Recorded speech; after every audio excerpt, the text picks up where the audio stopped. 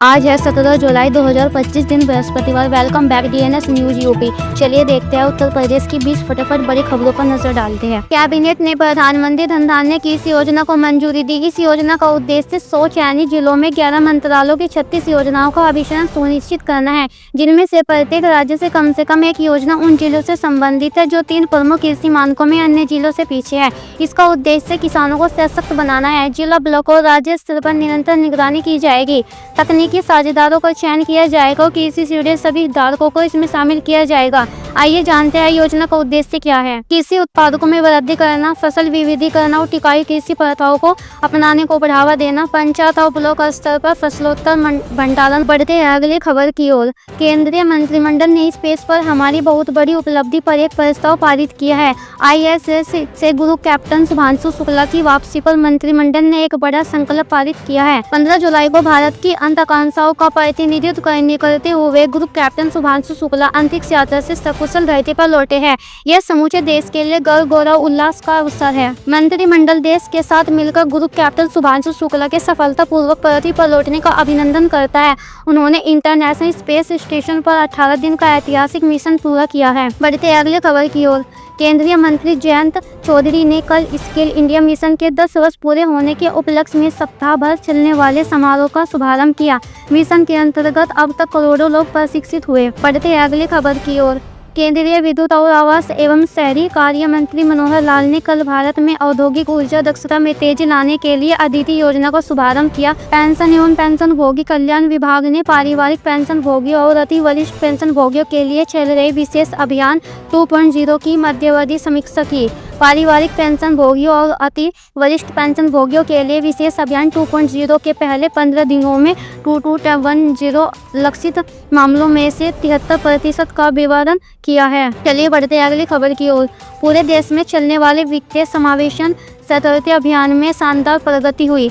1 जुलाई 2025 से देश के विभिन्न जिलों में कुल 73,447 शिविर लगाए गए। लगभग 1.4 लाख नए प्रधानमंत्री जन धन योजना खाते खोले गए। 3 जन सुरक्षा योजनाओं के अंतर्गत 5.4 लाख से अधिक नए नामांकन हुए। राष्ट्रपति द्रौपदी मुर्मू ने कल 15 जुलाई 2025 ओडिशा के कटक में आदि कवि सरला दास की जयंती समारोह में भाग लिया और केंद्रीय शिक्षा मंत्री धर्मेंद्र प्रधान को कलिंग रत्न पुरस्कार 2024 प्रदान किया। चलिए बढ़ते अगली खबर की ओर। कैराना सांसद इकरा हसन और छुटमलपुर नगर पंचायत की अध्यक्ष समा परवीन के साथ अभद्रता का मामला सामने आया है। आरोप है कि एडीएम प्रशासन के दोनों को कार्यालय से बाहर निकालने तक कहा दिया है। यह भी कहा गया है कि कार्यालय उनका है, अपने मन से जो चाहे वह करने के लिए स्वतंत्र है। कैराना सांसद की शिकायत के बाद मंडलायुक्त ने जिलाधिकारी को जांच के आदेश दिए हैं। दिल्ली मास्टर प्लान 2041 पर मुख्यमंत्री रेखा गुप्ता की गृह मंत्री अमित शाह के साथ महत्वपूर्ण बैठक हुई।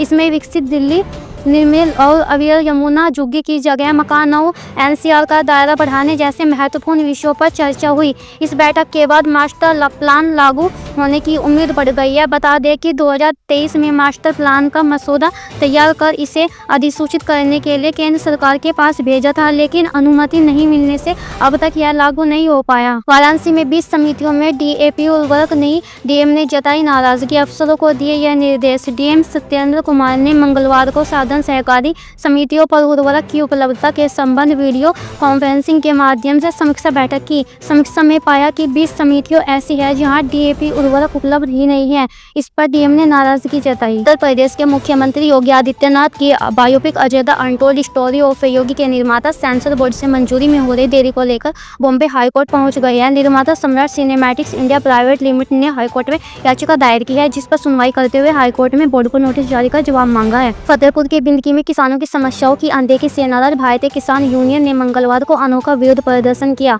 सैकड़ों की संख्या में भेड़ों और सुअरों के साथ प्रदर्शन किया। सूचना पर पुलिस बल के साथ उप जिलाधिकारी दुर्गेश सिंह यादव पहुंचे।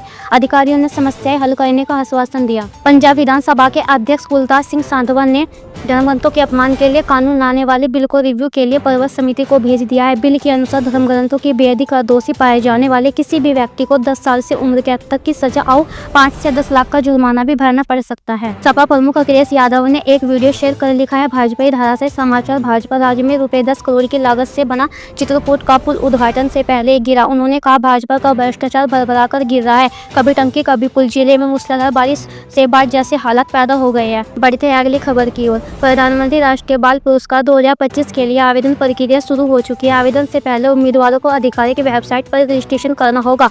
इसके बाद आवेदन करने के लिए आधिकारिक वेबसाइट पर लॉगिन क्रेडेंशियल डालकर लॉगिन करें। फिर अवार्ड लिस्ट में योजना का नाम सेलेक्ट कर अप्लाई करें और अगले पेज पर मांगी गई जानकारी भरकर सबमिट करें। HSBC ग्लोबल रिसर्च की रिपोर्ट में कहा गया कि RBI दिसंबर में होने वाली मौद्रिक नीति समिति की बैठक में ब्याज दरों में 25 बेसिक पॉइंट की फाइनल कटौती करेगा। अगर यह कटौती की गई तो 2025 के अंत तक रेपो रेट 5.25% हो जाएगी। वह होम लोन की किस्तें और सस्ती हो जाएगी। मुंबई के बांद्रा कुर्ला इलाके में देश के पहले टेस्ला शोरूम के उद्घाटन के दौरान महाराष्ट्र के मुख्यमंत्री देवेंद्र फडणवीस ने मंगलवार को कहा, टेस्ला भारत के सही शहर और सही राज्य में आ गई है। उन्होंने कहा, मुझे खुशी इस बात की है कि टेस्ला ने महाराष्ट्र को चुना क्योंकि यह राज्य इलेक्ट्रिक मोबिलिटी में अग्रणी बन गया है। कांग्रेस ने बिहार विधानसभा चुनाव से पहले पटना में रोजगार मेला आयोजित कराने का ऐलान किया है। बिहार युवा कांग्रेस में सोशल मीडिया पर बताया गया है कि 19 जुलाई को पटना के ज्ञान भवन में बिहार का सबसे बड़ा रोजगार मेला लगेगा, जहां पर 120 से अधिक कंपनियां रोजगार का अवसर लेने आएगी और 5000 से अधिक नौकरियां दी जाएगी। बिहार में